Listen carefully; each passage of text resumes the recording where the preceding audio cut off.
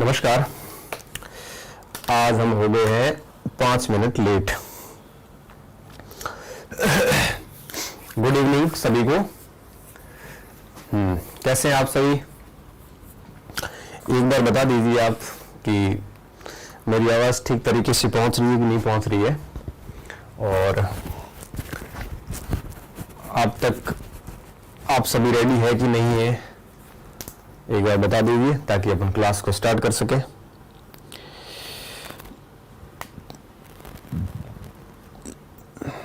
नमस्कार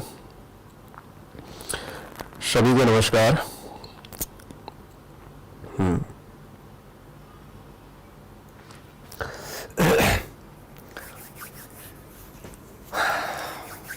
good evening, very good evening सभी को। सब ठीक है तो क्लास शुरू करें अपन। एक बार आप अपनी तरफ से मुझे सिग्नल दे दें कि सर आवाज गूंज रही है, तो थोड़ी कम कर देते हैं। अब बताते रहना कैसी है, अभी कैसी आ रही वॉइस मेरी?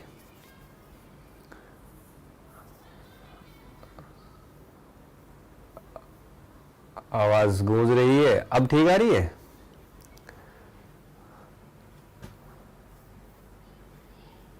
Good evening. पीवी सिंधु ने ब्रॉन्ज मेडल जीता है, मुझे पता है। अभी आवाज ठीक है?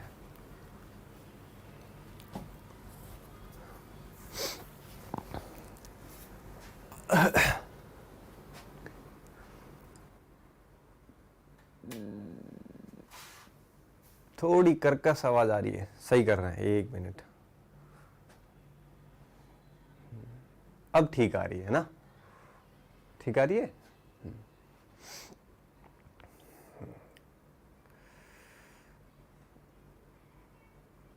अब उम्मीद कर रहा हूं अभी अपना बिल्कुल सही है, ठीक है। और अगर सब ठीक है तो शुरू करते हैं अपन। कट वट तो नहीं रही है, आ तो सही रही है, बट ये है कि थोड़ा सा फट रही होगी। अब ठीक है, ठीक है। सुनाओ मुझे, सुनाओ तो मुझे आवाज सुनाओ, आवाज सुनाओ मुझे।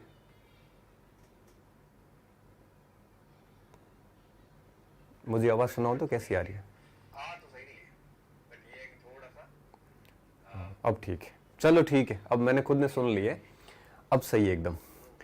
तो कल हमने क्या पढ़ा था, आज वापस स्टार्ट करते हैं अपन बात को।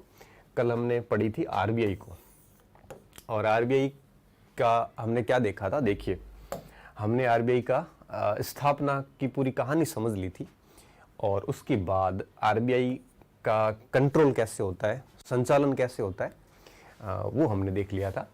और उसके बाद हम आए थे आरबीआई के कार्यों के ऊपर। ये तीसरा जो पॉइंट है आरबीआई का, वो हमने कल ले लिया था। और उसमें हमने तीसरे पॉइंट में क्या क्या लिया था, देखिए। सबसे पहला कार्य हमने पढ़ा था नोट निर्गमन का अधिकार, ठीक है। आरबीआई के पास में नोट निर्गमन का अधिकार रहता है, और आरबीआई किस तरह से नोट निर्गमन करती है, ये सारी की सारी सिस्टम हमने कल समझ ली थी क्लास के अंदर। और हमने साथ साथ में ये भी समझा था कि किसी भी देश के अंदर चल रही मुद्रा को आरबीआई किस तरह से एक टाइप से प्रचलन से बाहर कर देती है, ये भी हमने देख लिया था। और आज हम देखने वाले हैं आरबीआई का तीसरा कार्य। यहाँ पे हमने बात छोड़ी थी कल के क्लास के अंदर, ठीक है। अब बात शुरू करेंगे एक एक के बारे में कि किस तरह से आरबीआई जो है वो सरकार के बैंक के रूप में, परामर्शदाता के रूप में और अंतिम ऋणदाता के रूप में काम करता है। देखो विद्यार्थियों, इससे दो टाइप के सवाल बनते हैं, ठीक है। कैसे बनता है कि निम्नलिखित में से कौन सा कार्य, सवाल क्या आता है कि निम्नलिखित में से कौन सा कार्य आरबीआई को सरकार का बैंक घोषित करता है, या आता है निम्नलिखित में से कौन सा कार्य आरबीआई को परामर्शदाता घोषित करता है, या बनता है निम्नलिखित में से कौन सा कार्य आरबीआई के अंतिम ऋणदाता के रूप में है। तो कहने का मतलब है 3 टाइप से सवाल इसके बनते हैं। आप इसको ध्यान से समझना कि क्यों है, इसके उत्तर क्या हो सकते हैं। सबसे पहला हम लेते हैं सरकार का बैंक। आरबीआई को हम कहते हैं सरकार का बैंक, ये हम यहाँ समझेंगे। यहाँ पे हम समझेंगे परामर्शदाता के रूप में, और यहाँ हम समझेंगे अंतिम ऋणदाता के रूप में। ठीक है, तीनों पॉइंट क्लियर करने वाले हैं, तो देखते जाइए। सबसे पहली चीज कि आरबीआई सरकार का बैंक है, इसका क्या मतलब हुआ। क्या इसका मतलब ये होता है कि सरकार ने स्थापित किया है, सरकार के लिए ही काम करेगा, सरकार कोई पैसे देगा, सरकार का ही सब कुछ काम करेगा, क्या इसका मतलब ये होता है? नहीं, इसका बिल्कुल भी ये मतलब नहीं होता।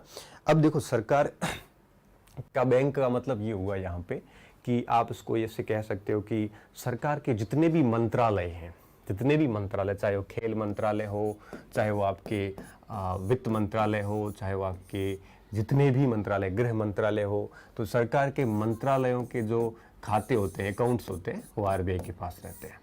मंत्रालयों के खाते किसी एसबीआई के पास नहीं होंगे, किसी आपके आईसीआईसीआई के पास नहीं होंगे। मंत्रालयों के सारे जो अकाउंट बनते हैं, वो अकाउंट किसके पास में होते हैं? वो होते हैं आरबीआई के पास में। इसके साथ साथ में सरकार का आपके यूँ कहिए कि ऋण का हस्तांतरण करना हो, सरकार को अगर भुगतान करने हो, तो भुगतान सरकार यहीं से करती है। मतलब आप यूँ कह सकते हो कि जो कार्य हमारे लिए एसबीआई वगैरह जो करती है, या जो कार्य हमारे लिए एक प्रकार से बैंक ऑफ बड़ौदा वगैरह, ये जो बैंक है, जो हमारी बैंक है, सार्वजनिक बैंक है, ये काम जो हमारे लिए करती है, वही काम सरकार के लिए कौन करता है? आरबीआई करता है। इसलिए हम कहते हैं सरकार का बैंक। जैसे ये जितने भी बाहर बैंक देखते हो आप, आईसीआईसीआई हो, चाहे वो आपके एसबीआई बैंक हो, चाहे बैंक ऑफ बड़ौदा हो, चाहे पंजाब नेशनल बैंक हो, चाहे कैनरा देना, ये बैंक, ये नागरिक बैंक है, कि नागरिकों के बैंक है, तो नागरिकों के काम करती है, और ये एक प्रकार से सरकार के काम करती है, इसलिए हम इसको क्या कहते हैं? सरकारी बैंक कहते हैं। तो सरकार का बैंक कहते हैं, एक चीज। दूसरी चीज देखिए, जो आरबीआई है, इसका जनता से सीधा कोई संबंध नहीं होता। जनता को न तो ये लोन देती है, जनता का डायरेक्ट कोई कनेक्शन आरबीआई से नहीं होता। हम सामान्य जो नागरिक है, आप और मैं, ये वहां जाके अकाउंट नहीं खुलवा सकते। यहाँ तक कि मुकेश अंबानी जैसे जो बिलियनियर लोग हैं, अरबपति लोग हैं, खरबपति लोग हैं, ये लोग भी आरबीआई में अपना अकाउंट नहीं खुलवा सकते। वहां पे आरबीआई के अंदर जो अकाउंट होंगे, वो आपके एक मंत्रालय का हो सकता है, बैंकों के अकाउंट हो सकते हैं, लेकिन यहाँ पर जो है वो आपकी सामान्य जनता का कोई अकाउंट वहां पे नहीं होगा। ठीक है, तो इसको हम कहते हैं सरकार का बैंक। दूसरा पॉइंट आता है कि आरबीआई परामर्शदाता है। परामर्शदाता का क्या मतलब हुआ? परामर्शदाता का मतलब होता है एडवाइजर। जैसे आपको किसी भी प्रकार की दिक्कत आ जाती है, तो आप किसी से एडवाइस लेते हैं, परामर्श करते हैं कि भाई मुझे क्या करना चाहिए। जैसे दो भर्तियां साथ में आ गई, आप किसी से पूछते हो कि सर मुझे जो है किस प्रकार से काम करना चाहिए, या मुझे किस भर्ती की तैयारी करनी चाहिए, या दो चार किताबें एक साथ आ गई तो आप पूछते हो कि मुझे कौन सी किताब पढ़नी चाहिए। तो परामर्श की आवश्यकता कहाँ होती है? जब भी कभी कोई संदेह उत्पन्न हो जाता है। संदेह का मतलब ये हुआ कि भाई कोई राष्ट्रीय या अंतर्राष्ट्रीय स्तर पर जब भी सरकार कंफ्यूजन में हो वित्तीय मामलों में, तो सरकार का अंतिम परामर्शदाता कौन होता है? आरबीआई होता है। तो देखिए, आरबीआई क्या करता है, चाहे राष्ट्रीय मैटर हो, नेशनल आर्थिक, देखो मामला आर्थिक का ही होगा, ऐसा नहीं है विदेश नीति से संबंधित नहीं, विदेश नीति का मामला नहीं होता। मामला किसका होता है? मामला होता है आपके एक प्रकार से आर्थिक रूप से जो इकोनॉमिक्स के मामले होते हैं, जब फिनेंशियल मामले जो होते हैं, उनके बारे में कह रहा हूँ। तो चाहे राष्ट्रीय मामले हो, चाहे अंतर्राष्ट्रीय हो, ठीक है, अंतर्राष्ट्रीय हो, तो राष्ट्रीय और अंतर्राष्ट्रीय आर्थिक मामले जो होंगे, उन आर्थिक मामलों में सरकार को सलाह कौन देता है? सरकार को परामर्श कौन देता है? सलाह परामर्श ये देता है आपके आरबीआई। तो हम इसलिए आरबीआई को सरकार का क्या कहते हैं? परामर्शदाता कह सकते हैं, हम उसको सलाहकार कह सकते हैं। क्यों? क्योंकि नेशनल इंटरनेशनल इश्यूज पे जब जैसे कोई हमारा इंटरनेशनल मॉनिटरी फंड के रूप में कोई इश्यूज हो गया, या अमेरिका के साथ कोई इश्यू हो गया, तो सरकार में तो सीधी सी बात है, राजनेता भरे पड़े हैं, राजनेताओं को इकोनॉमिक्स के बारे में कोई जानकारी नहीं है। तो निश्चित रूप से जब उनको अर्थव्यवस्था के बारे में कोई जानकारी नहीं है, तो फिर उनको सलाह कौन देता है? आरबीआई यहाँ पे सलाह देने का काम करता है। उसके बाद में तीसरा है अंतिम ऋणदाता। तो सरकार का बैंक क्यों? क्योंकि अकाउंट्स वगैरह सारे काम सरकार की ही करता है। दूसरी चीज, परामर्शदाता क्यों है? क्योंकि राष्ट्रीय अंतर्राष्ट्रीय स्तर पर सरकार को आर्थिक मामलों में सहायता देता है। अंतिम ऋणदाता का क्या मतलब है? अंतिम ऋणदाता का मतलब है कि जब भी आपके निर्मला सीतारमण को पैसे चाहिए होंगे, निर्मला सीतारमण को पर्सनल नहीं, निर्मला सीतारमण को जब सरकार चलाने के लिए पैसे चाहिए बजट के मामले में, तो सरकार आपके अपने पास नहीं आएगी। सरकार जो है वो सबसे पहले आरबीआई से सहायता लेती है। देखो, सरकार उधार लेने के सरकार के 3 तरीके हैं। सरकार क्या करती है? सबसे पहले डोमेस्टिक मार्केट से लेती है, मतलब घरेलू बाजार से। घरेलू बाजार का मतलब क्या हुआ? घरेलू बाजार का मतलब है कि देश के अंदर से ही उधार लेती है। और सरकार कहाँ उधार ले सकती है? अंतर्राष्ट्रीय मार्केट से ले सकती है, मतलब विदेशों से ले सकती है। ठीक है, विदेशों से उधार लिया जा सकता है। अब अगर ऐसी स्थिति आए कि घरेलू बाजार से भी पैसे सरकार जैसे मान लो कि भाई हमारा बजट बहुत घाटे में चला गया, हमारे देश का एक रेवेन्यू सिस्टम बहुत बिगड़ गया, पैसे ही नहीं है पास में। अब पैसे नहीं है तो हमारे पास 3 विकल्प है। या तो आप ले लो घरेलू बाजार से उधार, घरेलू बाजार से नहीं मिल रहे हैं तो हम लेते हैं विदेशों से। विदेशों का क्या मतलब है? विदेशों में देश भी शामिल हो जाते हैं दूसरे, और अंतर्राष्ट्रीय संगठन है जैसे IMF है ना, वर्ल्ड बैंक है, ADB है, एशियन डेवलपमेंट बैंक। ठीक है, ये सारे के सारे बैंक से भी हम पैसे ले सकते हैं। अगर यहाँ से भी हमें पैसे ना मिले तो तीसरा विकल्प होता है आपकी नोट छापना, मुद्रा छापना। ये एक तीसरा विकल्प होता है। सरकार क्या कर सकती है? जब वो उनके पास पैसे की ज्यादा आवश्यकता हो, मतलब ये हुआ कि उनको टैक्स तो कम मिले, भाई सरकार पैसा कहाँ से लाती है? सरकार पैसा हम लोगों से वसूलती है कर के रूप में, हमसे कर के रूप में वसूलती है और वापस है वो विभिन्न प्रकार की योजनाओं पर खर्च करती है। तो कई बार क्या होता है, खर्च ज्यादा हो जाता है और सरकार के पास में आपके रेवेन्यू के रूप में पैसा कम आता है। तो फिर क्या होता है कि सरकार घाटे में चली जाती है, और वो जब घाटे में हम चले जाते हैं तो उस घाटे को पूरा करने के लिए हमें उधार लेना पड़ता है। उधार हम कहाँ से ले सकते हैं? 2 जगहों से ले सकते हैं। अगर नहीं मिलता तो तीसरा ऑप्शन, इसको सबसे घटिया ऑप्शन कहा जाता है। किसको? नोट छापने को। नोट छापने को सबसे घटिया स्तर कहा जाता है। ये छापने का काम भी आरबीआई करता है। घटिया स्तर इसलिए कहा जाता है कि ज्यादा आप नोट छाप दोगे तो फिर मार्केट के अंदर नोट बढ़ जाएंगे, पैसा बढ़ जाएगा, पैसा बढ़ेगा तो पैसे की वैल्यू खत्म हो जाएगी, पैसे की वैल्यू खत्म होगी तो मुद्रास्फीति की स्थितियां बन जाएगी, बहुत स्थितियां खराब हो जाती है। तो इसको कभी नहीं अपनाते हम। पूरा प्रयास होता है इन दोनों विकल्प के ऊपर आना। अब देखिए, इन दोनों विकल्प में हमारी हेल्प कौन करता है? सरकार की आरबीआई करता है। इवन घरेलू बाजार से जब पूरे उधार लेने हो पैसे, तो पूर्ण रूप से काम कौन करता है? एक एजेंट के रूप में आरबीआई करता है। तो हम सरकार का एजेंट कहते हैं आरबीआई को। आरबीआई को क्या कहते हैं? सरकार का एजेंट कहते हैं। एजेंट का मतलब समझते हो? जैसे हम जो है वो एक प्रकार से यूं कहिए कि आप ये कह सकते हो कि जैसे किसी की LIC की पॉलिसी करवानी हो, तो LIC की पॉलिसी करवाने के लिए हम क्या करते हैं? कोई एजेंट हमारे पास आता है। और एजेंट क्या करता है? एजेंट आपके संस्था और नागरिक के बीच की भूमिका उभारता है। एक मीडिएटर, जैसे अपन मध्यस्थ कहते हैं, उसकी भूमिका में एजेंट होता है। तो एजेंट क्या करते हैं? एजेंट जो है वो आपके, अब यहाँ पे आरबीआई एक एजेंट है। किसका एजेंट है? सरकार और घरेलू बाजार, इन दोनों के बीच का एजेंट कौन है? आरबीआई। तो सरकार सीधे घरेलू बाजार से पैसे नहीं लेती, तो आरबीआई क्या करती है? सरकार के लिए घरेलू बाजार से वित्त की स्थिति करवाती है पूर्ण। ठीक है, वो कैसे करवाती मैं आगे समझाता हूं। तो अभी आप यूं समझिए कि सरकार को अंतिम ऋणदाता के रूप में, लास्ट में सरकार को बहुत ज्यादा पैसे चाहिए, कहीं से नहीं मिल रहे हैं, तो लास्ट में इसकी हेल्प कौन करता है? आरबीआई करता है। और इसलिए हम आरबीआई को क्या कहते हैं? अंतिम ऋणदाता कहते हैं। क्या कहते हैं? अंतिम ऋणदाता बोलते हैं। और इसको आप एजेंट भी कह सकते हो। तो सरकार का बैंक, सरकार का परामर्शदाता, अंतिम ऋणदाता, सरकार का एजेंट, ये चारों शब्द किसके लिए यूज होते हैं?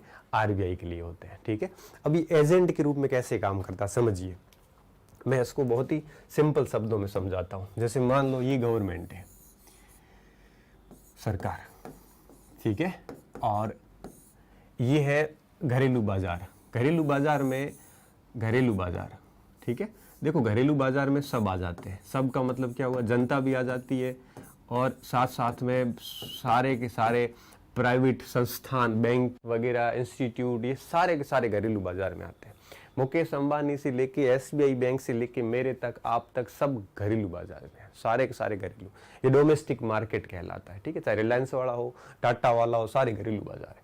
तो अब सरकार को घाटा पूरा करने के लिए घरेलू बाजार से पैसे चाहिए, तो पैसे सरकार डायरेक्ट, अब देखो मोदी जी तो आएंगे नहीं कि मुझे पैसे दो, न निर्मला सीतारमण आएगी कि मुझे पैसे दो। अब वो पैसे कैसे लेते हैं? अब इन पैसे का बीच में लेना, लेन देन करने का काम कौन करता है? ये काम करता है बीच में आरबीआई। इसलिए आरबीआई को हम क्या कहते हैं? एजेंट। अब यहां पे सरकार का एजेंट कौन है? आरबीआई। कैसे काम करता समझिए। अब देखो आरबीआई मना कर सकता है? आरबीआई मना नहीं करता। आरबीआई कैसे मना नहीं कर सकता, मैं आपको समझाता हूं, समझिए। अब सरकार को मार्केट से पैसा उठाना है तो सरकार क्या करेगी? अब निर्मला सीतारमण आएगी कहां पे? आरबीआई के पास में। निर्मला सीतारमण आया, वो शक्तिकांत दास के पास आएगी और दास को ये कहेगी कि मुझे पैसे चाहिए। किसको कहेगी? सरकार आरबीआई को कहेगी। ये यहाँ पे आए है, देखो एरो देखिए आप। तो अब आरबीआई ये कह के मना करेगा कि भाई हम आपको पैसे क्यों दें और हम किस साख पे दें, आप हमें वापस लौटाओगे कि नहीं लौटाओगे, गारंटी क्या? तो इस समय क्या स्थिति होती है? सरकार क्या करती है? सरकार इनको कुछ सिक्योरिटीज देती है, सरकारी प्रतिभूतियां देती है। तो सरकार क्या करेगी? सरकारी प्रतिभूति क्या करेगी? सरकारी प्रतिभूति, जैसे हम सरकारी का मतलब गवर्नमेंट और सिक्योरिटीज, जी-सैक बोलते हैं शॉर्ट में। सरकारी प्रतिभूति क्या होती है? खाली पेज होता है और उस पेज के ऊपर लिखा होता है एक प्रकार से कि भाई गारंटी होती है, भारत सरकार का ठप्पा होता है और कुछ नहीं होता। उस पेज के ऊपर लिखा होता है कि भाई ये कितने की प्रतिभूति है। तो सरकार क्या करती है? प्रतिभूतियां देगी आरबीआई को। ये एक प्रकार से यूं समझिए कि हम जब बैंक में लोन लेने जाते हैं तो कुछ गिरवी रखते हैं, चाहे वो आपके चेक बुक गिरवी रखो, चाहे वो घर गिरवी रखो, कोई प्रॉपर्टी गिरवी रखो, गोल्ड लोन लेने जा रहे तो सोना गिरवी रखते हैं। तो सरकार क्या गिरवी रखती है? सरकारी प्रतिभूति गिरवी रखती है। फिर क्या होता है? सरकारी प्रतिभूति, जैसे मान लो कि 1 लाख रुपए की, यहां पे अपन मान लेते हैं 1 लाख रुपए की। अब 1 लाख रुपए की प्रतिभूति सरकार ने दे दी किसको? आरबीआई को। अब आरबीआई क्या करेगा? ये 1 लाख रुपए किसको दे देगा? सरकार को। अब आप समझिए, अच्छे से समझना। अब देखो गवर्नमेंट को जो पैसे चाहिए थे, गवर्नमेंट को क्या चाहिए थे? पैसे चाहिए थे। सरकार कितने रुपए चाहिए थे? 1 लाख रुपए। अब गवर्नमेंट ने आरबीआई से 1 लाख रुपए दे दिए, इसके बदले में सरकार ने आरबीआई को वापस क्या दिया है? जी-सैक दिए 1 लाख रुपए के, ठीक है। अब देखो, जब भी वापस सरकार पैसे देने आएगी तो सरकार क्या करेगी? 1 लाख रुपए प्लस ब्याज दे देगी आरबीआई को। ये ब्याज जी-सैक के ऊपर लिखा हुआ होगा और आरबीआई ये जी-सैक वापस लौटा देगी सरकार को, ठीक है। सामान्य बात हो गई। अब क्या हुआ? यहां इंटरेस्टिंग बात हुई। इंटरेस्टिंग बात ये हुई कि अब सरकार को तो पैसे दे दिए आरबीआई ने। अब आरबीआई क्या करेगी? इस प्रतिभूति को, जैसे ही निर्मला सीतारमण आरबीआई कार्यालय से बाहर निकलेगी, ये मतलब एक अपने एग्जाम्पल देके चल रहे हैं, कल्पनात्मक। आप ये मत सोचना कि वास्तव में निर्मला सीतारमण गई होगी सूटकेस लेके, ऐसा नहीं है। ये तो सारा काम ऑनलाइन होता है, हम केवल एक एग्जाम्पल से समझ रहे हैं, ठीक है। अब आरबीआई क्या करेगा? आरबीआई जो ये जी-सैक आरबीआई ने सरकार से लिए, ये सेम जी-सैक आरबीआई वापस घरेलू मार्केट में क्या करेगी? नीलाम करेगी। क्या करेगी? नीलाम करेगी। देखिए क्यों करेगी वो भी मैं कारण बताता हूं। जी-सैक नीलाम,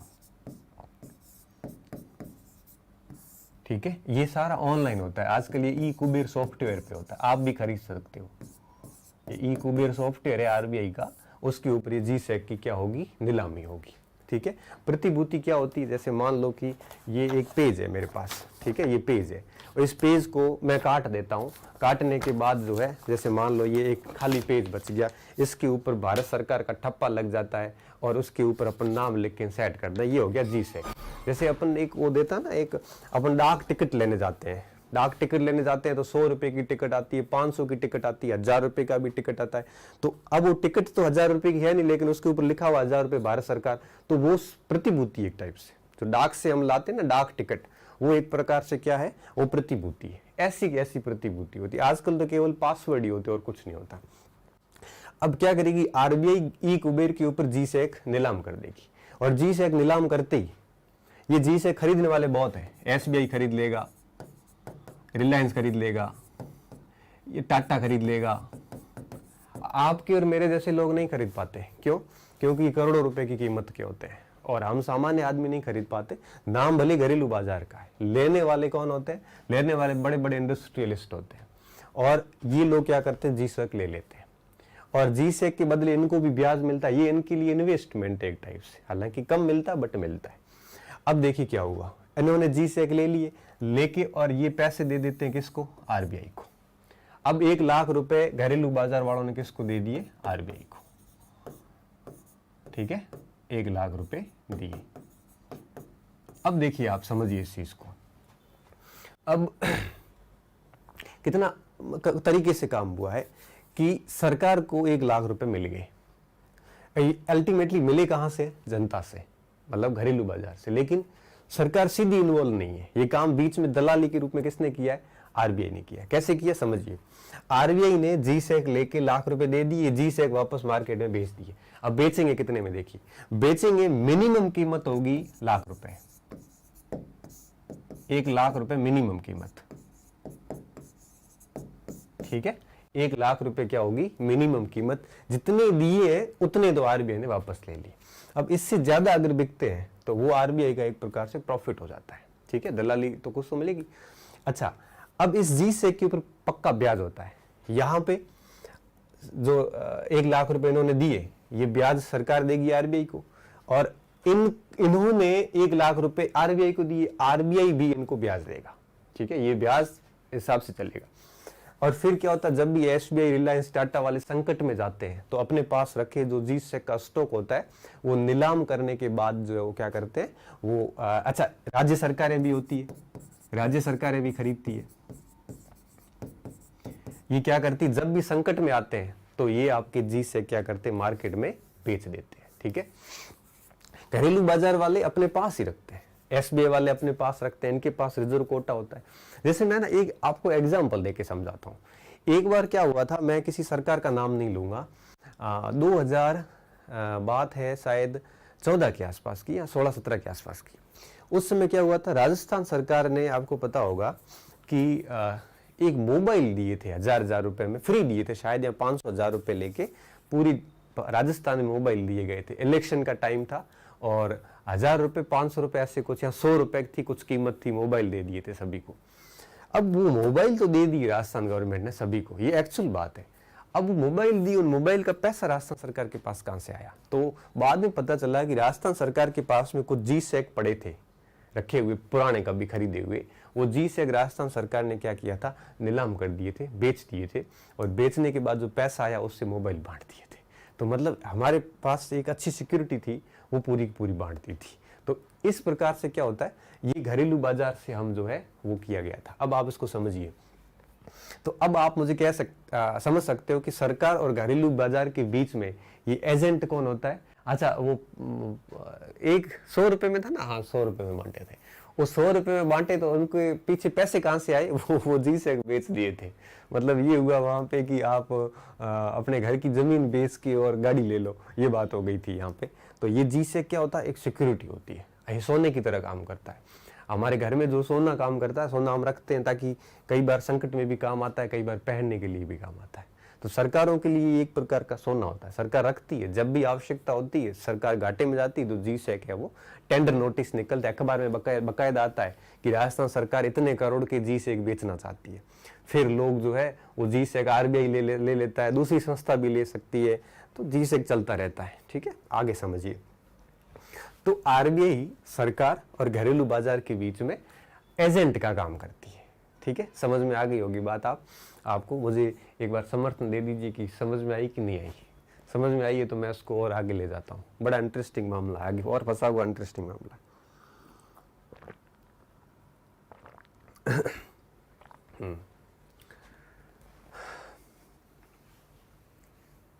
कॉमन मैन के लिए जी-सेक का यूज क्या होगा? कॉमन मैन के लिए जी-सेक है भी नहीं बेटा। ये जी-सेक अरबों की कीमत के, करोड़ों की कीमत के होते हैं, अपनी औकात नहीं, अपन केवल उसको पढ़ ही सकते हैं। बाकी ये जी-सेक वगैरह जो है ये बड़ी बड़ी संस्थाओं के काम के हैं। हमारे लिए केवल जी-सेक एक पढ़ने का टॉपिक है, इससे ज़्यादा कुछ भी नहीं है। आप और मैं, हम कभी भी इस जी-सेक को खरीद नहीं सकते। इसलिए हमें केवल समझना है कि ये काम करते कैसे। काम करना नहीं, हमारे को केवल और केवल समझना है। ठीक है सर, आरबीआई केंद्र सरकार का ही बैंक होता है, फिर राज्य सरकार भी। देखो आरबीआई केंद्र सरकार का नहीं, सरकार का बैंक है। सरकार के बैंक का मतलब ये हुआ कि राजस्थान सरकार के भी वहां अकाउंट रहते, दूसरे सभी सरकारों के भी अकाउंट रहते हैं। ठीक है, एक बार मैं वापस बता देता हूं। हमने बात यहां पे ये की थी कि सरकार का अंतिम ऋणदाता होता है, मतलब सरकार जब घाटे में जाती है, समझ रहे हो ना घाटे का मतलब। सरकार जब घाटे में जाती है तो वो कहीं से पैसे लेती है। भाई देखो अपना घर है, जैसे अपना घर चल रहा है और हमारे घर में जैसे मान लो कि इस महीने के 15,000 रुपये आ गए। अब वो 15,000 रुपये जैसे आए, अब वो 15,000 रुपये जैसे आ गए, हमारे घर में इनकम हुई और खर्चा हो गया 18,000, तो 3,000 रुपये क्या हुआ, घाटा हो गया। अब ये 3,000 हमारे पापा कहाँ से लाएंगे? हमारे पापा 3,000 रुपये लाने के लिए या तो घरेलू बाजार से किसी से उधार लेंगे या किसी दूसरे गांव से उधार लेंगे, या फिर घर पे अगर कोई मशीन रखी हुई है, जैसे इंग्लैंड की रानी जो है विक्टोरिया, अभी एलिजाबेथ, अब उसके वो दुनिया की एकमात्र ऐसी जगह है जहां वो खुद की मशीन है पैसे छापने की। बाकी कोई भी पैसे खुद नहीं छापता, सारी सेंट्रल बैंक की पैसे छापती है। पहली बार जो है वो ब्रिटेन के अंदर जो रानी है ब्रिटेन की, उसके घर पे एक मशीन लग गई हुई है, वो आराम से पैसे छापती है। दुनिया की एकमात्र सीधी सी जगह है जहाँ पे जो है वो आपके खुद ही पैसे छापती है, बाकी आपके पैसे कोई नहीं छापता, पैसे सिर्फ और सिर्फ सेंट्रल बैंक ही छापता है। ब्रिटेन की रानी सीधे खुद छापती है। ठीक है, तो तीसरा ये ऑप्शन होता है। तो हम लोग क्या करते हैं, सामान्यतः घरेलू बाजार से उधार लेके काम चलाते हैं। ठीक है, अब घरेलू बाजार से सरकार उधार लेगी कैसे? तो सरकार सीधे निर्मला सीतारमन तो जाएगी नहीं कि मुझे पैसे उधार दो, ऐसी करेगी नहीं। ये बात करते एजेंट से, और एजेंट ये सारा मैनेज करवाता है। हम कई बार कोई संपत्ति प्रॉपर्टी खरीदते हैं ना मार्केट में, जैसे भाई घर खरीदना हो या प्लॉट खरीदना हो, तो हम एजेंट के पास जाते हैं और एजेंट अपना कमीशन लेता है। और एजेंट क्या करता है, खरीदार और बेचने वालों दोनों के बीच में क्या करता है, एक प्रकार से सामंजस्य बिठा के डील करवा देता है। तो ये डील कौन करवाता है? सरकार और घरेलू बाजार के बीच में आरबीआई करवाता है। कैसे करवाता है? अब देखो, यहाँ से मंत्री जी गए यहाँ पे आरबीआई के पास में, आरबीआई को कहा कि भाई हमें लाख रुपए चाहिए, इतना घाटा हुआ है। अब वो लाख रुपए आरबीआई सरकार को दे देगा और इसके बदले सरकार से कितने रुपए की प्रतिभूतियां लेगा? 1 लाख रुपए की। प्रतिभूति क्या होती है? सामान्य पेज होती है जिसके ऊपर सरकार की गारंटी होती है। ठीक है, सरकार, राज्य सरकारें भी आरबीआई से लोन ले सकती है, बिल्कुल ले सकती है, लेकिन राज्य सरकारों को कुछ न कुछ वहां पे गिरवी रखना पड़ेगा, चाहे वो जी-सेक गिरवी रखे या कुछ भी रखे। उनके बिना, देखो आरबीआई बिना कुछ दिए हुए लोन नहीं देती। आरबीआई के पास कुछ तो आपको उस उतने मूल्य का रखना ही पड़ेगा, चाहे केंद्र सरकार हो चाहे राज्य सरकार हो, तभी आपको पैसे वहां से उधार मिलेंगे। वो अपने को नहीं, गवर्नमेंट को या बैंक वगैरह को, इनको मिलते। अपन तो वहां जाके बैठे रहेंगे, धरना देंगे तो भी कुछ नहीं मिलने वाला, अपने पास इतना है भी नहीं गिरवी रखने के लिए कुछ। तो सरकार ने पैसे ले लिए आरबीआई से 1 लाख रुपए, और आरबीआई ने सरकार से इसके बदले में 1 लाख रुपए की प्रतिभूतियां जो थी वो अपने पास में रख ली।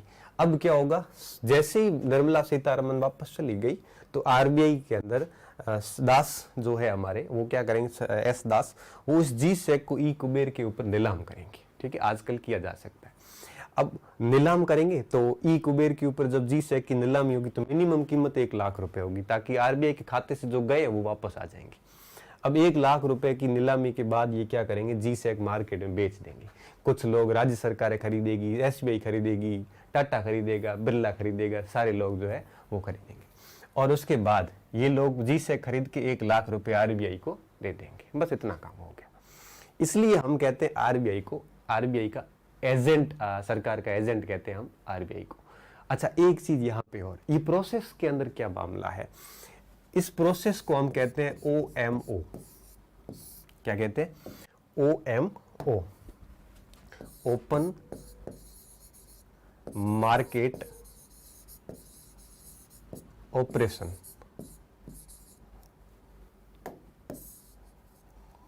क्या कहते हैं? ओपन मार्केट ऑपरेशन, खुले बाजार की क्रिया। क्या कहते हैं इसे? खुले बाजार की क्रिया। आपने नाम सुना होगा, खुले बाजार की क्रिया किसे कहते हैं?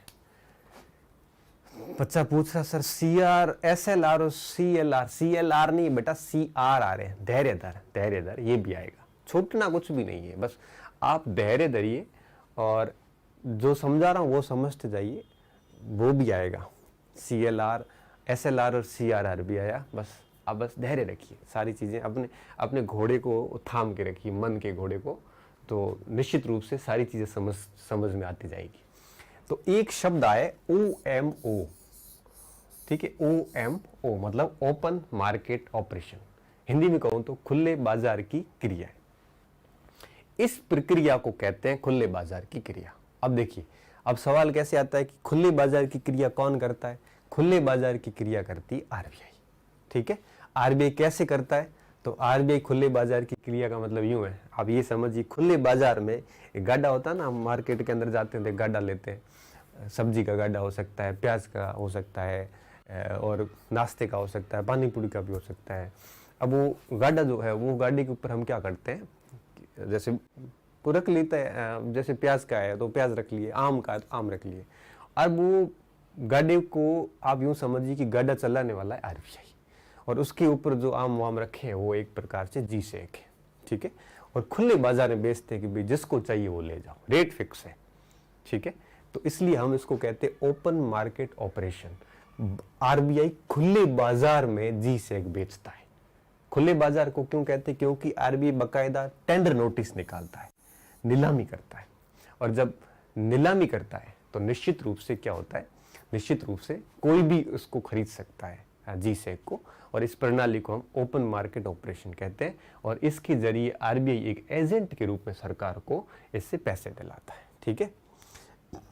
तो अब आपको समझ में आ गया होगा कि किस तरह से काम करता है। तो अल्टीमेटली ये बात थी कि RBI सरकार का बैंक है, RBI सरकार का परामर्शदाता है, अंतिम ऋणदाता है, वह एजेंट है, ठीक है। ये इसका हो गया तीसरा कार्य, समझ में आ गया। RBI सेंट्रल गवर्नमेंट का हस्तक्षेप होता है या ऑटोनोमस बॉडी है। RBI में किसी प्रकार का कोई हस्तक्षेप नहीं है, कहने को तो ये है, हाँ थोड़ा बहुत पीछे से हस्तक्षेप, बैकडोर एंट्री होती रहती है, लेकिन डायरेक्ट ऐसा कोई हस्तक्षेप नहीं है, ठीक है। ये हो गई बात तीसरा कार्य। अब आते हैं हम चौथे कार्य के ऊपर। चौथा कार्य क्या है? RBI को हम कहते हैं बैंकों का बैंक। क्या कहते हैं? बैंकों का बैंक, बैंकों का bank, banks, bank of banks, ठीक है। बैंकों का बैंक कहते हैं। क्यों कहते हैं? देखिए, बैंकों का बैंक का क्या मतलब है? रेपो रेट भी आएगी बेटा, रेपो रेट भी आएगी, धैर्य धर, थोड़ा सा धैर्य रख, मन के घोड़े को कंट्रोल करके रख। मैं धीरे इसलिए पढ़ा रहा हूँ कि इकोनॉमिक्स है थोड़ी, मैं फास्ट हो गया ना तो आपकी ऊपर से होकर सब चला जाएगा, इसलिए मैं ये बॉल थोड़ी सी धीरे डाल रहा हूँ। थोड़ा सा अगर मैं फास्ट हो गया तो गया काम से, कुछ भी समझ में नहीं है, इसलिए मैं धीरे धीरे चल रहा हूँ, ठीक है, ताकि आपको समझ में अच्छे से आ जाए। देखो, बैंकों का बैंक, नाम से पता चल रहा है। अब देखो, बैंकों का बैंक का क्या तात्पर्य है? अगर भारत के अंदर जितने भी बैंक हैं, चाहे वो आपके निजी बैंक हो, है ना, चाहे वो निजी बैंक हो, चाहे वो आपके सरकारी बैंक हो, चाहे वो आपके सार्वजनिक बैंक हो, इनमें क्या है? सरकारी सार्वजनिक बैंक, ये मैं बैंक चैप्टर में समझाऊंगा आपको कि निजी बैंक क्या होते हैं, सरकारी क्या होते हैं, सार्वजनिक क्या होते हैं, ये सारे के सारे समझाता हूँ, ठीक है। घरेलू बाजार वाले इनका क्या करते हैं? घरेलू बाजार वाले अपने सूटकेस में रखते हैं, और जब भी संकट आता ना, यहाँ पे आके टूंपा आ जाता है ना कि भैया पैसे नहीं है, तब वो बेचते हैं। समझ में आई बात? हम सोने को घर में क्या कहते हैं? सोने को क्या कहाँ रखते हैं? हम सोने को घर के अंदर दबा के रखते हैं, किसी सूटकेस में, किसी अलमारी में। आप यही समझिए, G-SEC भी सोना ही है, वो दबा के रखते हैं, जब आवश्यकता होती है बहुत ज्यादा तब वो आपके बेच के और पैसे ले लेते हैं। घरेलू बाजार वाले ये कहते हैं, ठीक है। आगे देखिए, ये जितने भी बैंक हैं, सरकारी, निजी, सार्वजनिक और विदेशी बैंक, इन सारों को मैं बताऊंगा आगे बैंक पार्ट के अंदर। ये जितने भी बैंक हैं, इन सारे बैंकों का एक प्रकार से बाप कौन है? इन बैंकों का सबसे ऊपर का मैटर कौन है? इन सारे बैंकों को हैंडल कौन करता है? RBI करता है। इन सारे बैंकों को हैंडल कौन करता है? RBI करता है। आप अखबार में पढ़ते होंगे कि ICICI पे पेनल्टी लगाई, SBI पे पेनल्टी लगाई, HDFC पे पेनल्टी लगाई, हजारों सभी प्रकार के बैंकों के ऊपर पेनल्टी लगाते। इन बैंकों का आपके जो कंट्रोल है ये सरकार के पास नहीं, आरबीआई के पास है। आरबीआई बैंकों को एक प्रकार से रेगुलेट करती है। कैसे करती है? अब मान लो कि आपको एक नई बैंक खोलनी है, तो नई बैंक का लाइसेंस कहाँ से मिलेगा? नई बैंक खोलने की अनुमति कौन देगा? तो नई बैंक खोलने की अनुमति आरबीआई देता है। किसके तहत देता है? Banking regulation act 1949। समझाऊंगा आगे कैसे मिलती है, ठीक है। बैंक के प्राथमिक व द्वितीय कार्य, भाई जब बैंक तो आने दे, पहले अपन अभी आरबीआई पढ़ रहे हैं। जब बैंक आएगा तब ये सारे सिस्टम देखेंगे, बैंकों के बारे में पढ़ेंगे। अभी तो आप आरबीआई समझ लो। तो नई बैंक खोलने की अनुमति कौन देता है? आरबीआई। किस एक्ट के तहत? बैंकिंग रेगुलेशन एक्ट के तहत। अच्छा, दो बैंकों में अगर विलय करना है तो ये विलय की अनुमति भी कहां से मिलती है? आरबीआई को पूछना पड़ता है। अगर किसी बैंक को नई शाखाएं खोलनी होती है, नई ब्रांच खोलनी है, जैसे हमारे तहसील में खोलनी है या हमारे शहर में खोलनी है, नई ब्रांच खोलनी है, तो भी अनुमति कहाँ से लेनी पड़ती है? आरबीआई से लेनी पड़ती है। अगर बैंकों को एक प्रकार से विदेशों में शाखाएं खोलनी है, अपना प्रसार करना है विदेशों में, तो वो भी अनुमति कहाँ से लेनी पड़ती है? सारे की सारी बैंकों को जब भी कोई काम करना है तो अनुमति यहाँ से लेनी पड़ती है। बैंकों को अगर उधार चाहिए होता है तो बैंक उधार कहाँ से लेता है?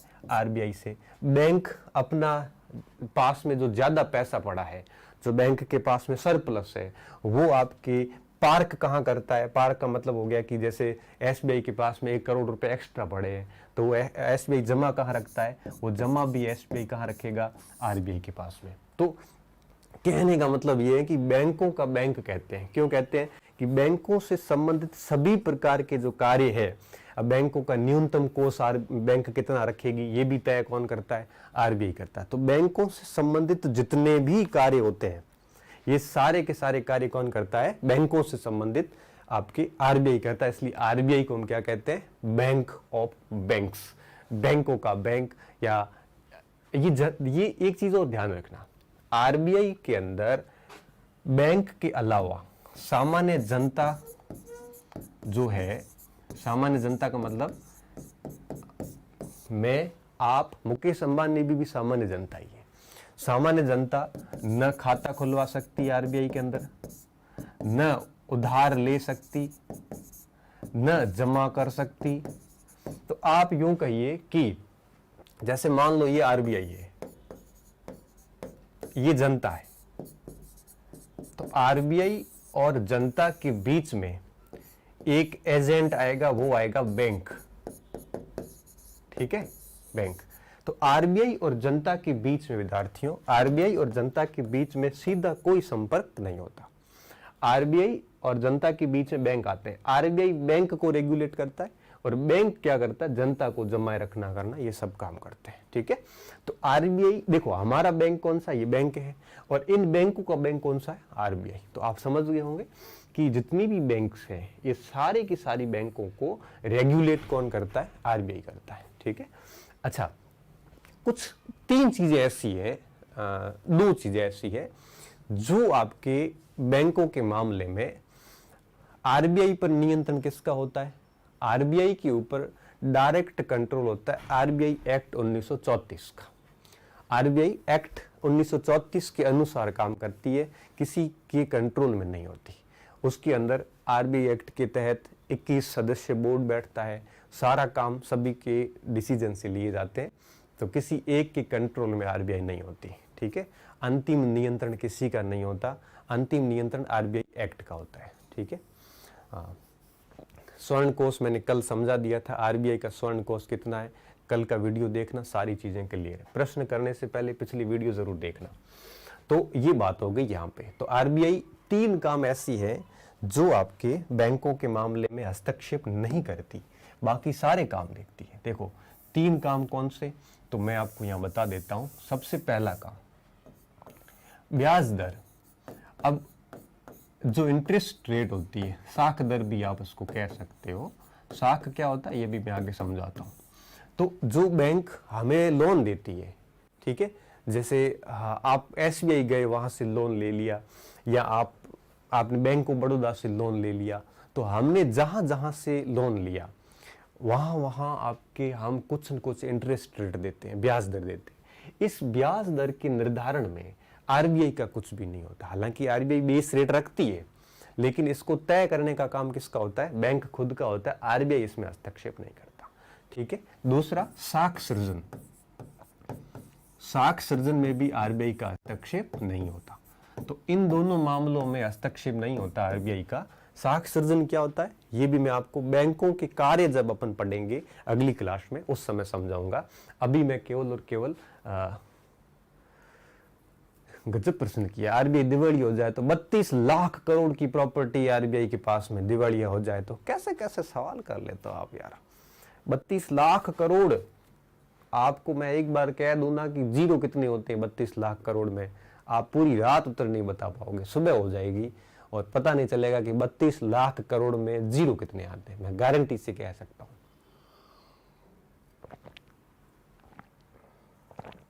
राष्ट्रपति का खाता हो ही सकता है, क्यों नहीं होता है, होता ही है। ठीक है। अब देखिए ये काम हो गया चौथा, बैंकों का बैंक। अब आते हैं पांचवें काम के ऊपर। विदेशी विनिमय कोष का संरक्षक, कस्टोडियन। ठीक है। तो आरबीआई जो है विदेशी विनिमय कोष को हम शॉर्ट में कहते हैं फॉरेक्स, फॉरेन एक्सचेंज रिजर्व बोलते हैं इसको। देखिए आप मेरा जो चैनल है गणपत सिंह राजपूत नाम से, वहां पर इसका एक पूरा 1 घंटे का वीडियो बना हुआ है। अगर आपको इसको डिटेल में जानना है तो फॉरेक्स के बारे में आप बहुत अच्छे से जान सकते हो। यहाँ पे मैं आपको शॉर्ट में बता देता हूँ कि फॉरेक्स क्या होता है। ठीक है। देखिए विदेशी विनिमय कोष का क्या मतलब हुआ। विदेशी विनिमय कोष का मतलब ये हुआ, देखो विनिमय क्या होता है, पहली चीज तो ये विनिमय का मतलब होता है एक्सचेंज करना। जैसे जैसे आप किसी दुकान वाले के पास गए या किसी और जगह गए, आपने कोई सामग्री ली, उसके बदले आपने पैसे दिए, या आपने पैसे लिए और उसके बदले कोई सामग्री दे दी, ये विनिमय हो गया। जैसे मैंने ये पेन ले लिया और इसके बदले 50 रुपए दे दिए, ये विनिमय हो गया। मतलब ये हो गया, विनिमय का मतलब होता है लेन देन करना। क्या मतलब होता है? लेन देन। तो इसको शॉर्ट में अगर मैं कहूं तो लेन देन। अर्थशास्त्र की भाषा में तो गलत हो जाएगा, लेकिन सामान्य भाषा में विदेशों के साथ में लेन देन करने के लिए हमारे पास में एक कोष रखा हुआ है। वो कोष क्या? कोष का मतलब होता है फंड। फंड, या यूं कहिए कि इस कोष को हम यूं कह सकते हैं, हमारे घर में जैसे हमारे पास में जैसे 5,000 रुपये पड़े हैं, वो 5,000 रुपये अगर हम अपने पास में रखते हैं तो हमारा फंड हो गया। मैं स्लो इसलिए चल रहा हूँ कि आपको समझ में आ गया। मैं ये फास्ट निकल गया तो आपकी दिक्कत हो जाएगी, इसलिए सर इतने स्लो चल रहे हैं। अगर फास्ट हो जाते हैं तो समस्या सबसे ज़्यादा आपकी हो जाएगी। ठीक है। तो देखिए अब ये है क्या, अब आरबीआई अपने पास में एक इतना कोष रखती है जो विदेशों के साथ हम जब व्यापार करते हैं तो उस व्यापार को करने में हमें मदद मिलती है। क्योंकि आज हम ईरान से अगर तेल खरीद रहे हैं, गैस खरीद रहे हैं, या अमेरिका से कुछ खरीद रहे हैं, या हम कुछ चीन से खरीद रहे हैं, या कुछ जापान से खरीदते हैं, तो हम वहाँ रुपया तो देते नहीं है, हम वहाँ देते हैं डॉलर। अमेरिका की जो करेंसी है वो ग्लोबल करेंसी, वैश्विक करेंसी है। तो हम क्या करते हैं, हम वस्तु खरीदने के बदले डॉलर देते हैं, और या यूं कहिए कि कोई न कोई विदेशी मुद्रा देते हैं उस देश की, ताकि हमारा डेरा एक प्रकार से व्यापार वाला मामला ठीक ठाक हो जाए। तो इस हेतु आरबीआई क्या करती है, कोष मेंटेन करती है। ठीक है ना। इस कोष में अगर मैं वर्तमान की बात करूं तो 612 बिलियन डॉलर है। 612 बिलियन डॉलर पैसे हैं अभी। और ये अगर अपन दुनिया का मामले में बात करें तो दुनिया के मामले में चीन के पास में सबसे ज़्यादा है, और इसके बाद में जापान के पास में है, और स्विट्ज़रलैंड के पास में है, और भारत के पास में। तो फॉरेक्स के मामले में अभी वर्तमान में भारत का दुनिया में स्थान है चौथा। तो चौथा स्थान है भारत का। तो कहने का मतलब ये हुआ कि भारत फॉरेक्स रिजर्व के मामले में चौथे स्थान पे। आरबीआई क्या करता है, आरबीआई हर 15 दिन बाद पाक्षिक रिपोर्ट जारी करता है, और पाक्षिक रिपोर्ट जारी करके बताता है कि हमारे पास में फॉरेक्स कितना है। तो अभी इस सप्ताह की मैं बात करूं तो 612 बिलियन डॉलर है। आंकड़ा याद रखने की जरूरत नहीं है और ये होता रहता है, बदलता रहता है। इस फॉरेक्स के अंदर 4 चीजें शामिल होती है। एक होती है विदेशी मुद्रा, क्या होती है, फॉरेन करेंसी जिसे बोलते हैं, विदेशी मुद्रा, शॉर्ट इंग्लिश में कहते हैं FCA, फॉरेन करेंसी एसेट्स। इस विदेशी मुद्रा में क्या क्या होता है, डॉलर होता है ना, इसके अलावा पौंड होता है ब्रिटेन का, चीन का युआन, फ्रैंक, ये सारी दुनिया के दूसरे देशों की मुद्राएं होती है। इसके अलावा क्या होता है, इसके अलावा होता है स्वर्ण, सोना विदेशी मुद्रा के अंदर रखा जाता है। सोना वो नहीं जो हमारे घर में पड़ा है, सोना वो जो RBI के पास में है। इसके अलावा क्या होता है, SDR, स्पेशल ड्रॉइंग राइट्स जिसे बोलते हैं, विशेष आहरण अधिकार, ठीक है, विशेष आहरण अधिकार, पेपर गोल्ड बोलते हैं इसको, आहरण अधिकार। ये कोई करेंसी नहीं है, ये आपके इंटरनेशनल मॉनेटरी फंड से हम जो पैसे उधार लेते हैं तो इस हिसाब से देता है। इसको मैंने डिटेल से वहां समझा दिया है। इसके अलावा होता है RTP, रिवर्स ट्रांजैक्शन पोजीशन, ठीक है, reverse transposition, reserve transposition, reserve transposition, ठीक है। ये 4 चीजें होती फॉरेक्स के अंदर। इसका सवाल कैसे आता है, इसका सवाल ये आ सकता है कि फॉरेक्स किसके पास रहता है, तो फॉरेक्स रहता है RBI के पास में। फॉरेक्स के अंदर कितनी बातें होती है, 4 कंटेंट होते हैं, विदेशी मुद्रा, स्वर्ण, SDR और RTP। ये मैंने क्रम से ही लिखा है। तीसरा प्रश्न क्या बनता है कि वर्तमान में फॉरेक्स के मामले में भारत दुनिया का 4थे स्थान पे, ये प्रश्न बन नहीं सकता क्योंकि ये चेंज होता रहता है।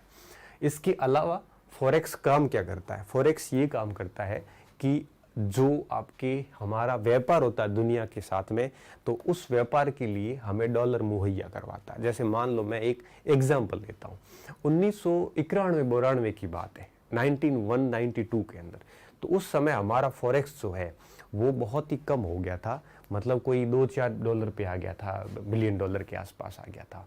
और ऐसी कंडीशन हो गई कि हमारे पास सिर्फ और सिर्फ मुश्किल से 10 या 15 दिन का बैलेंस बचा था दुनिया को चुकाने के लिए, मतलब हम दुनिया के साथ व्यापार ही नहीं कर सकते, हमारा फॉरेक्स खत्म हो गया था। तब हमने कई देशों से उधार मांगे, लेकिन हमारे को किसी देश ने उधार नहीं दिए, ये कह के कि आपको उधार दें लेकिन आपके पास में है कुछ नहीं, आप वापस कैसे लौटाओगे। तब लास्ट में हम किसके पास गए, IMF के पास में, इंटरनेशनल मॉनेटरी फंड के पास में। IMF ने क्या किया, IMF ने हमें उधार दिए, लेकिन उसके बदले IMF के पास में हमने सोना गिरवी रखा। हमने कुछ सोना इंग्लैंड की बैंक को दिया, सोना गिरवी रखा, हमने यहाँ से सोना हवाई जहाज पे चढ़ाया और वो सोना लेके हम गए IMF के पास। IMF के पास सोना गिरवी रखने के बाद हमें IMF ने कुछ पैसे दिए, जिससे क्या हुआ, हमारा रिजर्व मेंटेन हुआ। IMF जब पैसे देता है तो वो अपनी शर्तें लगाता है, एक पेज खाली रखता है, उसके ऊपर बहुत सारे है वो शर्तें लगाई हुई होती है, उसके नीचे हमें हस्ताक्षर करने पड़ते हैं। उस समय मनमोहन सिंह जी RBI के गवर्नर थे। मनमोहन सिंह जी वहां गए थे सोना देने के लिए और RBI ने वहां शर्तें डाल दी। IMF ने शर्तें क्या लगाई थी कि आप वापस जाके भारत के अंदर उदारीकरण, निजीकरण और वैश्वीकरण को लागू करोगे। उससे पहले क्या था, उससे पहले भारत की इकोनॉमी लॉक थी। लॉक का मतलब क्या था, दुनिया के दूसरे देश या व्यापार कर नहीं सकते थे, करते थे तो भी बहुत ही ज्यादा टाइट रेगुलेशन था। निजीकरण हो नहीं सकता, सारे क्षेत्र सरकार के पास में थे, नियम बड़े कठोर थे, उदारीकरण था नहीं। इससे क्या हुआ कि हमारा व्यापार वाणिज्य गड़बड़ हो गया था और हमारा फॉरेक्स खत्म हो गया था। तो IMF ने क्या भारत से साइन करवाए कि आप वापस जाते ही नियम आसान करोगे, उदारीकरण करोगे, दुनिया के लिए भारत का बाजार खोलोगे। तो आपके हमने वैश्वीकरण के तहत दुनिया के लिए बाजार खोले, भूमंडलीकरण किया हमने, और हमने क्या किया, हमने निजीकरण किया कि सरकारी क्षेत्र को निजी क्षेत्र के लिए खोलना शुरू किया। तो भारत में निजीकरण 1991-92 से स्टार्ट हो गया, जैसे हम शॉर्ट में कहते हैं LPG सुधार। तो ये LPG सुधार करने की शर्त डाल दी किसने, IMF ने। IMF कहाँ पे है, IMF न्यूयॉर्क में है, आपको अच्छे से पता होना चाहिए। तो हमने LPG सुधार की शर्त पर और सोना गिरवी रख के कुछ पैसे विदेशी विनिमय के रूप में लाए, तब जाके काम शुरू हुआ। तो वो $2-4 बिलियन जो थे उससे बढ़ के अभी हो गए $612 बिलियन। अभी की स्थिति है, ये यात्रा हो गई आपके करीबन 31 साल की। तो 30 साल बाद हमारी स्थिति जो है वो 2 से 612 हो गई। तो अभी हमारे पास इतना स्टॉक है कि कम से कम हम आराम से करीबन 1 साल तक चीज़ें जो है आराम से दुनिया से खरीद सकते हैं, दिक्कत नहीं, इतना हमारे पास रिजर्व कोष है। तो इस कोष को पूरा मेंटेन करने का काम कौन करता है? आरबीआई करता। विद्यार्थियों, इस बात का ध्यान रखना। आरबीआई जो है ये इस कोष के जरिए विदेशी व्यापार जो है उसको मेंटेन करता है। जैसे मान लो कि हमें एक एग्जांपल देके और समझाता हूँ। जैसे हम गए ईरान के पास, ईरान को कहा कि हमें तेल चाहिए, तो ईरान कहेगा कि भाई आप तेल तो ले जाओ, लेकिन तेल के बदले हमारे को डॉलर चाहिए होंगे, क्योंकि रुपया तो हम क्या करेंगे, ईरान में चलता नहीं है, दुनिया में किसी देश में नहीं चलता भारत के अलावा। तो ईरान को हमें क्या देने पड़ेंगे? डॉलर देने पड़ेंगे। अब हम डॉलर कहाँ से लाएंगे? तब हम क्या करते हैं, हम वो आरबीआई से डॉलर लेते, पैसे देके, और एक्सचेंज करते, विनिमय करते, और उससे हम भुगतान करते दुनिया के दूसरे देशों को, ताकि हमारा विदेशों के साथ व्यापार बना रहे। तो विदेशी विनिमय कोष का ये पूरा का पूरा संरक्षक कौन होता है? ये होता है आरबीआई। इसके बारे में आपको और डिटेल से जानना हो तो मेरे चैनल के ऊपर, गणपत सिंह राजपूत, उस चैनल के ऊपर फॉरेक्स का एक वीडियो पड़ा है, पिछले शायद 15-20 दिन पहले ही मैंने डाला था। उसके अंदर इसके बारे में पूरी स्टोरी मैंने बताई हुई है, 1 घंटे का वीडियो, शानदार कहानी सुनाई हुई है, आप उसको वहाँ पे जाके देख सकते हैं। ठीक है, तो ये 5 काम हो गए आरबीआई के, फॉरेक्स वाला मामला हो गया। ठीक है, तो फॉरेक्स के बारे में ध्यान रखना, विदेशी विनिमय कोष वगैरह। अब आते हैं अपन आगे, आरबीआई का एक सबसे अहम काम जिसे हम कहते हैं मौद्रिक नीति जारी करना। सबसे बड़ा काम है आरबीआई का, ये है कौन सा? मौद्रिक नीति जारी करने का काम।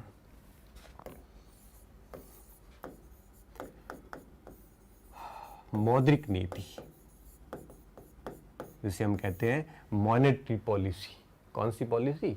मॉनेटरी पॉलिसी बोलते हैं। और मौद्रिक नीति जारी करने का काम कौन करता है? आरबीआई करता है। ठीक है, मॉनेटरी पॉलिसी। अच्छा, अब देखिए कुछ चीजें और समझा देता हूं। एक चीज और ध्यान रखना, राजकोषीय नीति कौन जारी करता है? भारत सरकार करती है।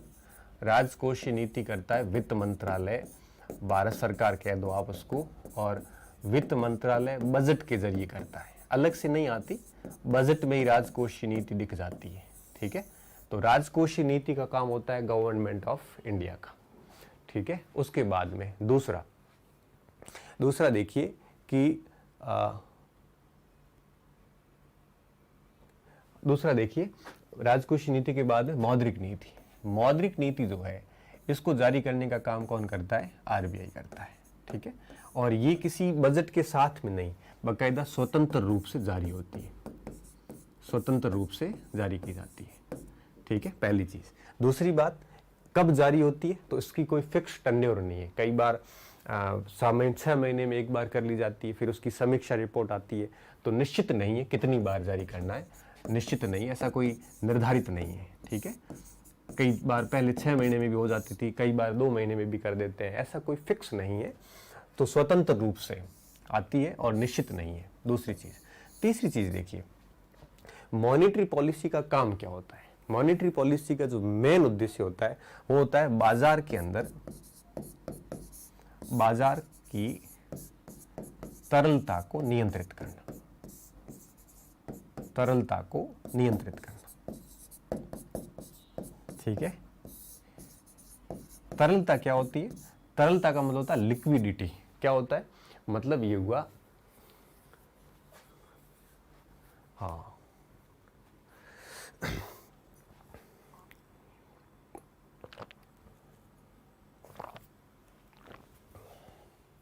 लो,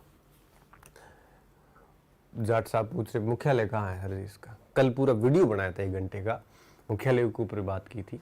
आप पहले वाले वीडियो देखते नहीं, अभी प्रश्न करते हो मुझे नहीं पता इसका मुख्यालय कहाँ है। अभी मैं बार बार ऐसे ना, आप ऐसे मत क्या करो। मुख्यालय की आप आज का टॉपिक तभी समझ में आएगा जब आप कल वाला वीडियो देखोगे, तभी आपको पूरी पढ़ा रहे हैं वो भी आप पढ़ना है आपको। यही चीज़ें अगर बेचता ना अच्छे से तो आप अच्छे से देखते हैं। इसलिए कहता है फ्री की चीज़ों की वैल्यू नहीं है, क्योंकि जितना आप मुफ्त में पढ़ाओगे अपने को यही लगता है कि फ्री पढ़ी है। इसलिए कहते हैं कि चीज़ों की जब रेट लगती है ना, पैसे लगते हैं ना, तभी चीज़ें जो है वो ठीक लगती है हमारे को, और उसको अपन ढंग से भी देखते हैं क्योंकि पैसे दिए। सरकारी स्कूल बढ़िया तभी चल रहे थे जब उसमें बच्चों की फीस लग रही थी। अब क्या हुआ, जब बच्चों की फीस देनी बंद कर दी, अब ठीक है फोकट में पढ़ाई कराई जा रही तो उसको कोई सीरियस नहीं ले रहा है। इसीलिए ठीक कहा था, रिकार्डो ने कहा था कि जो मुफ्त की वस्तुएं हैं उसकी कोई मूल्य नहीं होता। रिकार्डो लागत सिद्धांत दिया था उसने। तो तरलता क्या होती है? तरलता होती है मार्केट के अंदर जो मुद्रा फैली हुई है उसे अपन तरलता कहते हैं, मुद्रा का प्रसार। मैं इसका एक एग्जाम्पल देके समझाता हूँ। जैसे आपकी जेब में 500 रुपए या 1000 रुपए या मेरे पास में कुछ पैसे पड़े, तो इसका मतलब क्या हुआ, मेरे पास में अगर 1000 रुपए है तो वो 1000 रुपए क्या है? तरलता है। आपके पास में 500 रुपए, इसका मतलब वो 500 रुपए क्या है? तरलता है। ठीक है, तो कहने का मतलब क्या हुआ? कहने का मतलब ये हुआ कि तरलता वो पैसे होते हैं जो हमारे पास होते हैं, हम उसको खर्च कर सकते हैं। जैसे मान लो कि आपके पास में एटीएम है, अब एटीएम तरलता नहीं है। क्यों तरलता? इसलिए नहीं है कि एक प्रकार से यूं कहिए कि अगर आप एटीएम से कुछ चीज़ खरीद नहीं सकते, एटीएम से जब पैसे निकलेंगे तभी चीज़ आप खरीद पाओगे। तो कहने का मतलब क्या हुआ, अगर आपके पास चेक है, चेक भी तरलता नहीं है। ठीक है, चेक तरलता नहीं होती। तरलता वो है जिससे आप कुछ खरीद पाते हो। ठीक है, जैसे जो आपके जेब में 200, 500, 700 वो सारी तरलता है। तो बाजार की तरलता को नियंत्रित करने के उद्देश्य से आरबीआई क्या जारी करता है? मॉनेटरी पॉलिसी जो है वो जारी करता है। अब आगे देखिए, ये एक औसत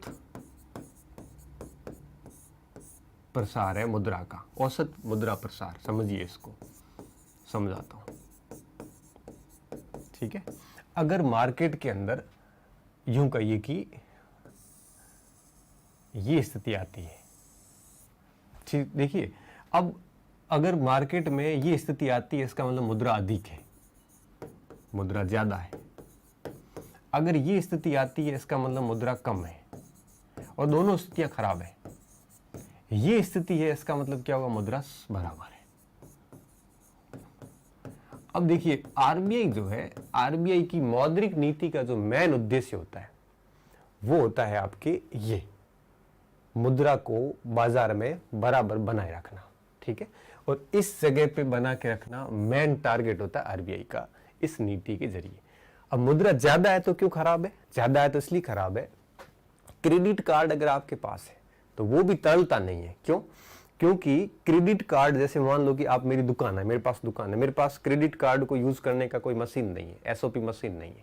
मैं आपको 5 रुपए की कोई चीज चाहिए, मैं कहूंगा भाई 5 रुपए है तो ले जा, नहीं तो क्रेडिट कार्ड तेरी जेब में रख दे। क्यों?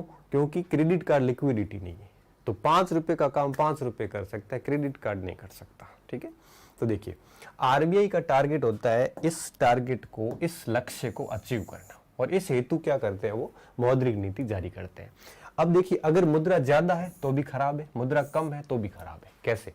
मुद्रा अगर बाजार में कम है, और ध्यान से सुनना विद्यार्थियों, कोई चीज बाजार में कम होती है तो उसकी वैल्यू ज्यादा होती है।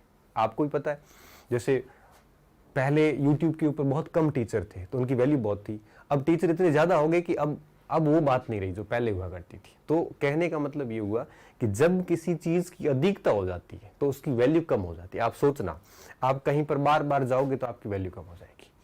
आप बार बार मतलब कोई भी चीज करोगे ना, फिर उसकी कोई वैल्यू नहीं रहती। तो मुद्रा जब कम हो जाती है तो इसकी वैल्यू बहुत ज्यादा बढ़ जाती है। वैल्यू मतलब मुद्रा का मूल्य बढ़ जाता है, मूल्य बढ़ जाता है। मुद्रा का क्या होता है? मुद्रा अगर कम होगी तो उसका मूल्य बढ़ जाता है, और साथ साथ में यूं कहिए कि लोगों के पास में मुद्रा रहेगी भी नहीं, मुद्रा की कमी हो जाएगी। अब लोगों के पास में मुद्रा नहीं होगी तो लोग हैं वो कम खरीदेंगे, सामान क्या खरीदेंगे? कम खरीदेंगे। भाई सीधी सी बात है, आपके पास पैसे कम होंगे तो आप सामान कम खरीदोगे। अब लोग अगर कम खरीदेंगे तो फिर क्या होगा? सामान की पीछे से सप्लाई कम करनी पड़ेगी। जैसे मान लो कि जैसे बड़ा बड़ा कोई ऐसे नाश्ता हाउस है, पहले लोगों के पास पैसे खूब थे, नाश्ता करने खूब आते थे। अब लोगों के पास जैसे ही पैसे कम पड़े तो वो कम जाएंगे बाहर, तो क्या होगा? वो नाश्ता हाउस बंद हो जाएगा। मतलब आपके उद्योग बंद करने पड़ते हैं, कई सारे उद्योग क्या हो जाते हैं? बंद हो जाते हैं। और अगर उद्योग बंद होंगे तो क्या होगा? उद्योग बंद होने से आपके कई लोग फैक्ट्रियों से बाहर आ जाएंगे, मतलब बेरोजगार हो जाएंगे, तो बेरोजगारी बढ़ जाएगी। बेरोजगारी गरीबी, ये सारी चीजें हो जाएगी। और इस स्थिति को हम कहते हैं मंदी। क्या कहते हैं? मंदी कहते हैं। तो जब भी मार्केट में मुद्रा कम होती है तो मंदी की स्थिति आ जाती है। ठीक है, इसे हम सामान्य भाषा में मुद्रा अवस्थिति भी अवस्थिति भी कहते हैं, डिफ्लेशन भी बोलते हैं। अवस्थिति, डिफ्लेशन, ये तो स्थिति होगी मुद्रा कम होने की सिचुएशन में। अब देखिए, अगर मुद्रा ज्यादा है तो क्या होगा? मुद्रा अगर ज्यादा है तो दो चीजें होगी। एक तो क्या होगा, उसकी वैल्यू कम हो जाएगी। मुद्रा ज्यादा होते वैल्यू कैसी हो जाएगी? कम हो जाएगी। कैसे होगी? जैसे मान लो कि अपन मार्केट में जाते हैं, मार्केट में हर किसी के पास, जैसे हर व्यक्ति के खाते में 15-15 लाख रुपए आ गए, मान लेते हैं सरकार ने भेज दिए। अब सभी के पास 15-15 लाख रुपए आएंगे तो क्या होगा? तो मुद्रा ज्यादा हो जाएगी। अब सभी के पास 15-15 लाख रुपए आएंगे तो मुद्रा ज्यादा हो जाएगी, मतलब अब मुद्रा की कोई वैल्यू नहीं रहेगी। अब बाजार में आप जाओगे कोई भी वस्तु खरीदने के लिए, कोई प्लॉट खरीदने के लिए या कोई वस्तु खरीदने के लिए, तो सीधी कीमत 15 लाख से शुरू होगी। क्यों? क्योंकि पैसे की कोई कमी नहीं है, वस्तु की कमी है। क्यों? क्योंकि पैसे खूब पड़े हैं, पैसे की कोई समस्या नहीं है। 15-15 लाख रुपए सभी के खाते में पड़े। तो जब भी आपके पैसा मार्केट में ज्यादा होता है तो उसकी वैल्यू कम हो जाती है, और जब मार्केट में पैसा ज्यादा हो जाएगा तो उसकी वैल्यू कम होगी, और पैसे की वैल्यू कम होगी तो वस्तुओं की कीमतें गिर जाएगी, वस्तुओं की कीमतें बढ़ जाएगी, कीमतें बढ़ जाएगी। और इस स्थिति में क्या होता है? वैल्यू, इसकी मुद्रा की वैल्यू बढ़ जाएगी और वस्तुओं का मूल्य घट जाएगा, क्योंकि लोगों के पास पैसे नहीं है, वस्तुओं का मूल्य कम। ठीक है, वस्तुओं का मूल्य कम हो जाएगा। अब देखो, यहां वस्तुओं की कीमतों में वृद्धि हो जाएगी और वैल्यू कम हो जाएगी। इस स्थिति को कहते हैं मुद्रास्फीति। क्या कहते हैं? स्फीति कहते हैं, इन्फ्लेशन कह सकते हैं इसको इंग्लिश में। तो इन्फ्लेशन क्या होता है? इन्फ्लेशन में आपके मुद्रा ज्यादा हो जाती है मार्केट में, उसकी वैल्यू कम हो जाती है और चीजों की वैल्यू बढ़ जाती है। जैसे सामान्य आप हमारे पास सभी के पास लाखों रुपए पड़े हैं, तो मार्केट में जब हम जाएंगे वस्तु लेने के लिए तो हमारे लिए पैसा मैटर नहीं करता, वस्तु मैटर करती है। आप देखिए कि हम जब बड़े बुजुर्गों के पास बैठते हैं ना, तो वो उदाहरण देते हैं कि हमारे समय 2 रुपए किलो घी मिलता था, हमारे समय 100-200 रुपए तोले सोना मिल जाता था। तो देखिए उस समय मुद्रा की वैल्यू कितनी बढ़िया थी। लेकिन जैसे जैसे मुद्रा का प्रसार बढ़ता गया, आज स्थिति ये है कि 800 रुपए किलो घी मिलता है, जो चीजें 4 रुपए किलो मिल जाती थी। क्यों? क्योंकि उस समय मुद्रा कम थी। आज मुद्रा बहुत हो गई। अब आज मुद्रा बहुत हो गई है तो फिर आपकी मुद्रा की वैल्यू नहीं रही और वस्तुओं की कीमतें बढ़ गई। तो समझ गए होंगे आप कि किस तरह से सिस्टम काम करता है। तो मुद्रा ज्यादा होती है तो मुद्रास्फीति बनती है, मुद्रा कम होती है तो अवस्थिति बनती है। ठीक है, ये दोनों चीजें काम होती है। तो आरबीआई इसको मैनेज करती है। आरबीआई न स्फीति की स्थिति आने देती है, न अवस्थिति की स्थिति आने देती है। आरबीआई इन दोनों के बीच का मैटर रखती है, ताकि न ज्यादा स्फीति का रहे न अवस्थिति। आरबीआई फिर भी प्रयास ये करता है कि मुद्रा स्फीति की स्थिति थोड़ी बनी रहे, मतलब 4%, 5%। इससे ज्यादा मुद्रा स्फीति खराब है। मतलब 3-4% तक मुद्रास्फीति ठीक है, क्योंकि वैल्यू कम होती है, लोग बहुत सारी खरीदारी करेंगे, नई खरीदारी होगी तो वस्तुओं की कीमतें जो है वो, लोगों के पास पैसे खूब होंगे, खरीदेंगे खूब तो उद्योग खूब लगेंगे, लोगों को रोजगार मिलेगा, तो बहुत सारी चीजें जो है वो सामने आ जाती है। तो यहाँ पे फिर बहुत सारी चीजें खरीदेंगे तो मार्केट क्या करेगा? ग्रो करेगा। ठीक है, हाँ सही बात कह रहे हैं, सर्वंट शर्मा सही। राजनीति नहीं करनी हमारे को, कोई भी राजनीति ना करे। हाँ ठीक है। तो देखिए, तो आरबीआई का पूरा प्रयास होता है कि इन्फ्लेशन डिफ्लेशन दोनों की स्थिति ना आए, बीच की स्थिति बनाए, और इस हेतु आरबीआई कौन सी नीति लाता है? मौद्रिक नीति लाता है विद्यार्थियों। ठीक है, अब मौद्रिक नीति कैसे काम करती है ये हम कल की वीडियो में चर्चा करेंगे। जो नेक्स्ट वीडियो जो आएगा उसमें चर्चा की जाएगी कि मॉनेटरी पॉलिसी किस तरह से इन्फ्लेशन और डिफ्लेशन दोनों को कंट्रोल करती है। ठीक है, इन्फ्लेशन और डिफ्लेशन दोनों को मॉनेटरी पॉलिसी कैसे कंट्रोल करती है। अब तक का अच्छे से तैयार कर लेना। नेक्स्ट वीडियो जो होगा उसमें हम बढ़िया तरीके से समझेंगे कि मौद्रिक नीति 2 प्रकार की होती है, एक कठोर एक उदार। तो कठोर नीति आती है तब आपके इन्फ्लेशन को कवर करती है, उदार नीति आती है जब आपके डिफ्लेशन को कवर करती है। और कठोर में क्या होता है, उदार में क्या होता है, ये सारी चीजें हम मॉनेटरी पॉलिसी में समझेंगे। फिर मॉनेटरी पॉलिसी कैसे काम करती है, उसमें कौन कौन से उपकरण होते हैं, वो सारी चीज़ें नेक्स्ट लेक्चर में अच्छी तरीके से हम समझने वाले हैं। और ये आरबीआई का आखिरी कार्य है, ये समझते ही हमारा आरबीआई पूरा हो जाएगा और उसके बाद में फिर छोटे छोटे टॉपिक है वो 1-2 दिन में हो जाएंगे। ठीक है। नमस्ते सर, 2 सालों में राजस्थान बोर्ड की किताब तो पूर्णतः कंठस्थ कर ली, पर अब कहीं ना कहीं मन से लगता है कि किताबें कहीं अपर्याप्त नहीं। देखो ऐसा है, किताबें पर्याप्त नहीं है, लेकिन परीक्षा के लेवल के अनुसार 12वीं तक की किताबें खूब है। 11वीं-12वीं तक हम जो किताबें पढ़ रहे हैं उन किताबों में एक प्रकार से एक भी सवाल बाहर जाने वाला नहीं है। 12वीं तक की किताबें किसी ने पढ़ ली है तो उसमें आपको कोई दिक्कत नहीं है। मैंने कहा ना, टॉपिक के ज्ञान की सीमा नहीं, इसको मैं और डीप में भी पढ़ा सकता हूँ, लेकिन यहाँ तक ठीक है। परीक्षा में सवाल यहाँ तक बन जाते हैं और 11वीं-12वीं तक की जो किताब है वहाँ से सवाल वैसे बाहर जाने वाला नहीं है, तो आप उसको बेझिझक आराम से पढ़िए, किसी भी प्रकार की समस्या नहीं आएगी। ऐप में अगर 19 बताया तो आप उसको 21 कर लो। आरबीआई के सदस्य जो है बोर्ड में 21 बैठते हैं। ठीक है, चलो अब चलते हैं और नेक्स्ट जल्दी आपसे वापस मुलाकात करेंगे। तब तक इस वीडियो को आप बढ़िया तरीके से तैयार कर लो। बहुत बहुत धन्यवाद।